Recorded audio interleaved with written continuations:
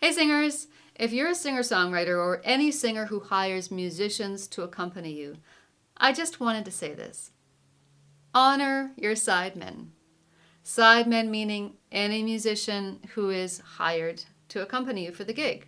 They're not necessarily implicated in your project. They don't get a piece of it. They get hired for the gig. So sidemen are sometimes underappreciated and understood because not everybody realizes how much work can actually go into learning a specific repertoire for a singer, especially if it's original music.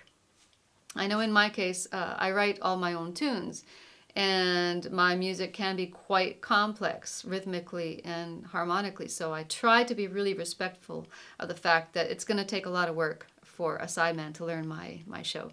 So try to put yourself in their shoes once again and realize that they are, using their talent and their time to try to make you sound good. So honor your sidemen.